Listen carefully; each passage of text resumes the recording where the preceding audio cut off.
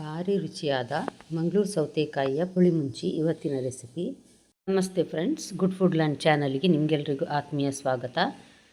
ನೀವಿನ್ನೂ ನನ್ನ channel subscribe ಮಾಡಿಲ್ಲ ಅಂದರೆ ದಯವಿಟ್ಟು ಸಬ್ಸ್ಕ್ರೈಬ್ ಮಾಡಿ, ಹಾಗೂ ನಿಮ್ಗೆ ಇಷ್ಟ ಆದರೆ ಲೈಕ್ ಬಟನನ್ನು ಪ್ರೆಸ್ ಮಾಡಿ, ಮತ್ತು ಫ್ಯಾಮಿಲಿ ಫ್ರೆಂಡ್ಸ್ಗೆ ಶೇರ್ ಮಾಡೋದನ್ನು ಖಂಡಿತ ಮರಿಬೇಡಿ.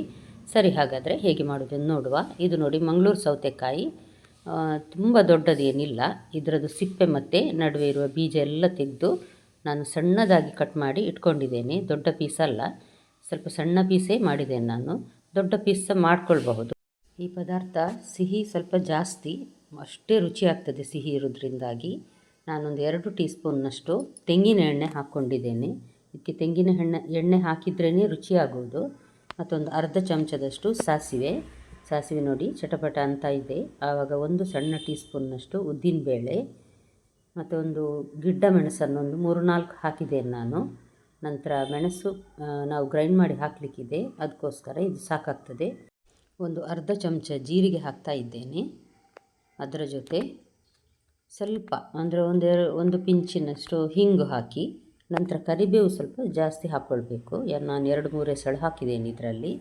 ಕರಿಬೇವು ಚಟಪಟ ಅಂತದೆ ನೋಡಿ. ಆವಾಗ ನಾವೀಗ ತುಂಡು ಮಾಡಿಟ್ಟ ಸೌತೆಕಾಯಿಯನ್ನು ಹಾಕ್ತಾ ಇದ್ದೇನೆ ನೋಡಿ. ಸೌತೆಕಾಯಿಯ ಹೋಳು ಮೆಲ್ಲ ಉರಿಯಲ್ಲಿ ಇದನ್ನೊಂದು 2 ನಿಮಿಷ ಸ್ವಲ್ಪ ಬಿಸಿ ಆಗುವವರೆಗೆ ಹುರಿಬೇಕು. ಚೆನ್ನಾಗಿ ಹುರಿಬೇಕು ಇದನ್ನು. ಒಂದು ಸ್ವಲ್ಪ ಅರಸಿನ ಹುಡಿ ಹಾಕ್ತೇನೆ ನಾನು.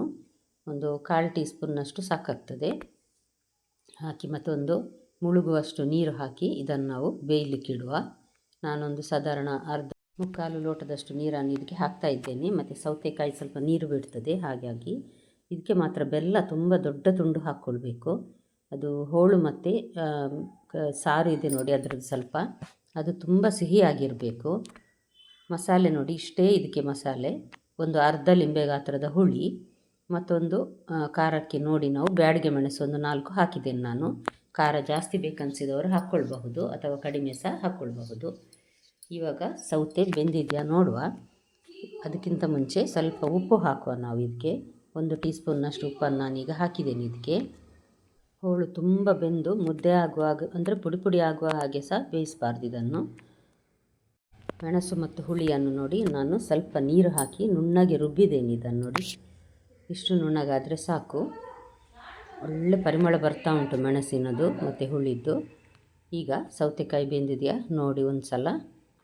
ಚೆನ್ನಾಗಿ ಬೆಂದಿರುವ ಹಾಗೆ ಕಾಣ್ತದೆ ಇದು. ಇಷ್ಟು ಬೆಂದರೆ ಸಾಕು, ತುಂಬ ಸಾಫ್ಟ್ ಆಗೋದು ಸಹ ಬೇಡ.